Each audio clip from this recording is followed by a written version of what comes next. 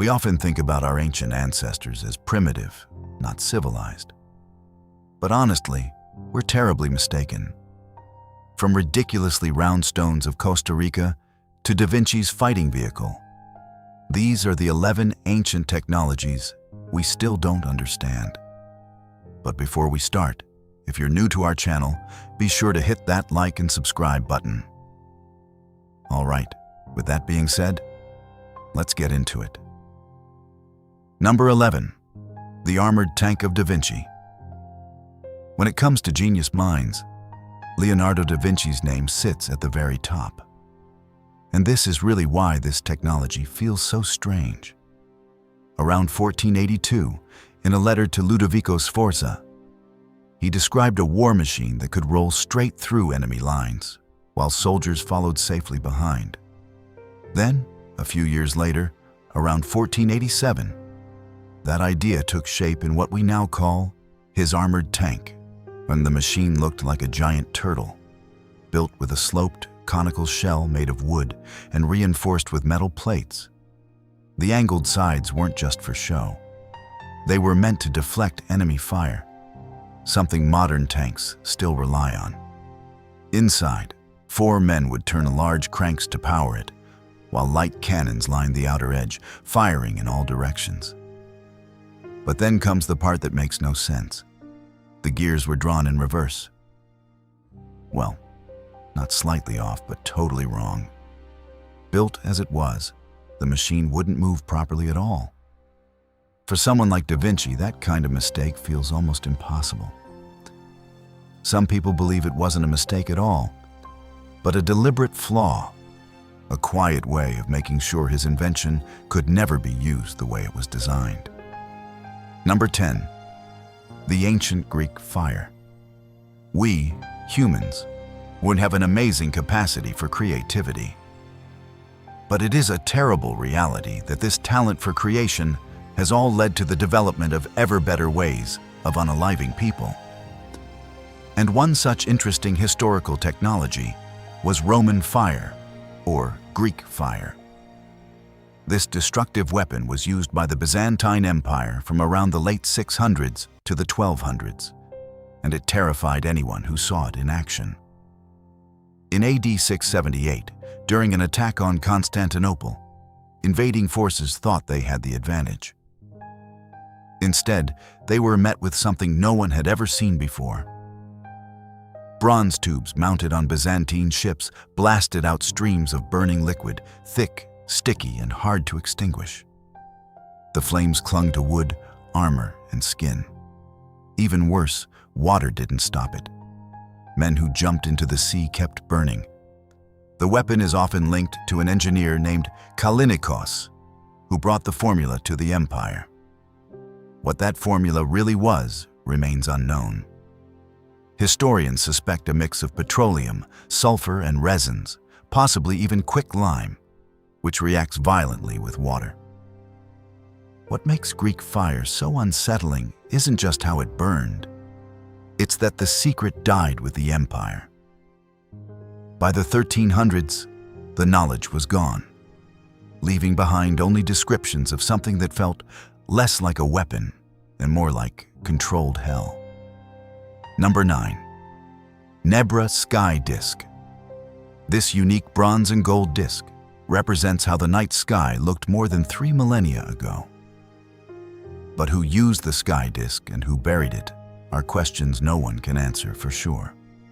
It was found in 1999 near Nebra in Saxony-Anhalt, and it did not arrive in archaeologists' hands the proper way. Looters found it from an ancient hilltop site, and police only recovered it in 2002. That messy beginning caused years of suspicion, with some people calling it a forgery.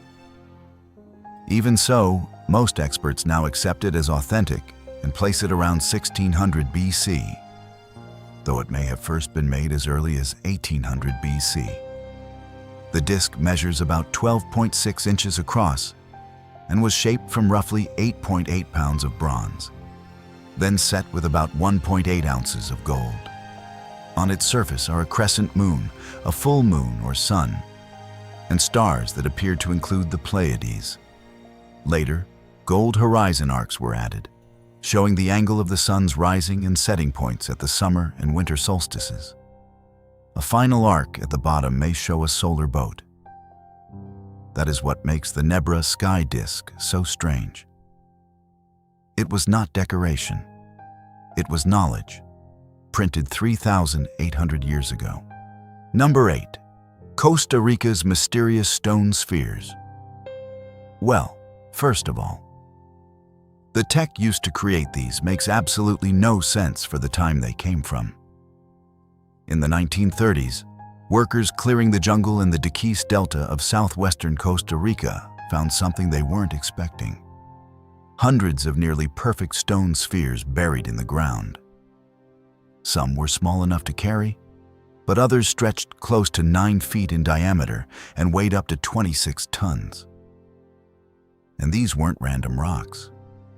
They were shaped by the Diquís people, likely between 600 AD and 1500 AD, using hard volcanic stone, not metal tools or modern equipment. But many of them are almost flawlessly round, smooth to a level that still feels uncomfortable to explain. Some were placed near homes, possibly marking status or power. Others appear aligned with the sun's position on certain days, hinting at some form of astronomical awareness. Still, the deeper meaning behind them never made it forward in time. By the 16th century, when the Spanish arrived, the people who made them were already gone, leaving behind nothing but these silent, perfectly shaped questions. All right, now, let's move to Number 7. Danala Circular Rock Petroglyphs. In Sri Lanka's Palan Arua district, there is a site often referred to as Alien Mountain, known for its unusual rock carvings. The surface of the rock is covered with figures showing humans, animals, arrows, plants, and patterns that look like symbols.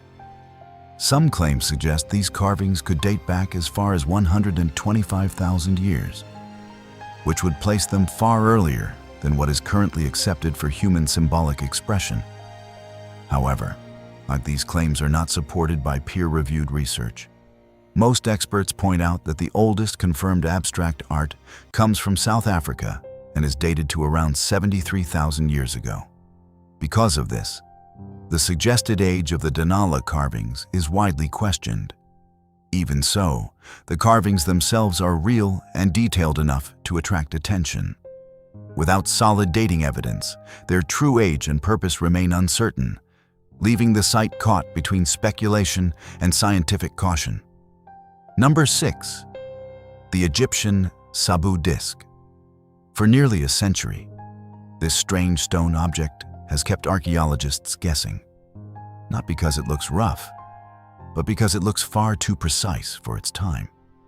It was found in 1936 inside the tomb of an Egyptian official named Sabu at Saqqara, a burial ground used during Egypt's first dynasty around 3000 BC, when the excavation was led by British Egyptologist Walter B. Emery. While the tomb had been looted, Sabu's skeleton was still lying undisturbed. Among the pottery and tools, there was one object that caught his eye. It was a stone piece, originally broken, that was later reconstructed into what's now called the Sabu Disc. It measures about 24 inches across and nearly 4 inches high, carved from metasilt stone, which is not easy to shape. Its most unusual feature is the 3 thin, curved lobes rising from the center, almost like blades. In fact, no other Egyptian object like it has ever been found, and its purpose still isn't truly understood. Number 5. The Sang Sing Due bronze masks. These so-called Sang Sing Due bronze masks are another mysterious creation from the past that we still don't fully understand. They were discovered by accident in 1986, buried in large pits in China, and are believed to date back roughly 3,000 to 3,200 years. What makes them actually rare isn't just their age, but how unusual they look. Many of the bronze masks are massive, far too large to be worn, and they carry features that feel almost unreal.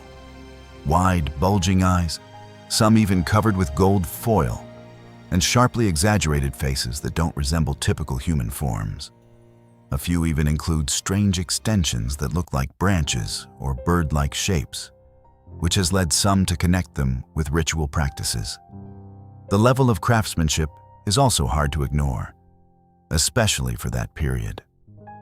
Some were even found alongside elephant tusks, hinting at status or symbolic meaning.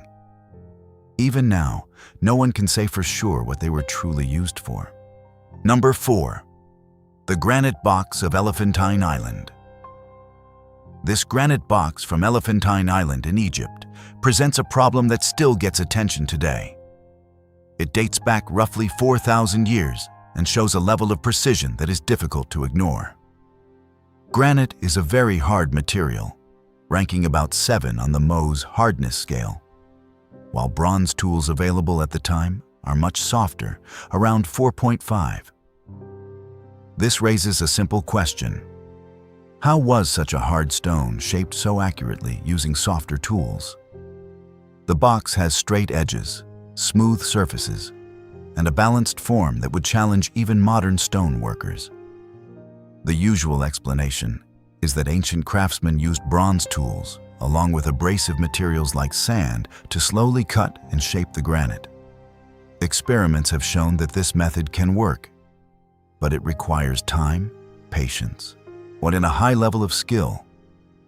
Rather than pointing to lost magical technology, the box highlights how capable and precise ancient Egyptian craftsmen really were. Number 3. The Iron Pillar of Delhi. Iron rusts easily, and that is a well-known fact. But the Iron Pillar of Delhi, standing over 7 meters tall and weighing more than 6 tons, has remained largely rust-free, even though it was built around 400 AD. It was created during the height of the Gupta Empire in India, and it continues to confuse scientists because it has survived exposure to the elements for more than 1,600 years without significant corrosion. The pillar stands in the Qutb complex in Delhi and measures about 7.2 meters in total height, with around 1.1 meters buried underground. Its base rests on iron bars fixed with lead into a stone platform. An inscription on the pillar mentions the name Chandra, which historians link to Chandragupta, the second Vikramaditya, who ruled between 375 and 415 AD. Although it stands in Delhi today, its original location is still debated. Some believe it was moved there around 1050 AD by the Tomar king Anangapala II. Its resistance to rust is often explained by the purity of the iron and a protective surface layer, but we still don't know. Number 2. Rock-cut tombs of Kos. Around 2,200 years ago, workers on the island of Kos shaped entire burial chambers directly out of solid rock, and the result still holds up today. These weren't random cuts. The chambers were shaped with straight lines, balanced layouts, and careful planning that kept them stable for more than 2,000 years. The walls, ceilings, and entrances were all formed directly from the rock, wastu, but they follow a consistent design, almost like a shared building method was used. That kind of accuracy points to a strong understanding of stonework and structural balance. Similar tombs exist across the Mediterranean, including Petra and Myra. But the ones on Kos are notable for how uniform they are. Even after centuries of earthquakes and weather, they're still standing. That alone says a lot about the techniques used, even if the exact methods are a mystery. Number 1. The Phaistos Disc. This is one of those finds that should have been solved by now, but somehow hasn't been. It was found in 1908 by Italian archaeologist Luigi at the Minoan site of Phaistos on the island of Crete. The object itself is simple in form, a flat clay disc about 6 inches wide, but the surface tells a different story. Both sides are covered in a spiral pattern of stamped symbols, pressed into the clay before it was fired. In total, there are 241 markings made up of around 45 different signs, showing human figures, animals, and plants. The strange part is that nothing else like it has ever been found. There's no matching script, no second example to compare it to. People have tried to read it for over a century, but no translation has been widely accepted. Some even questioned whether it was real, though most experts agree it is. Whatever it says, it's still locked away. Well, that's it from us. Thanks for staying with us, and we'll see you soon in the next one.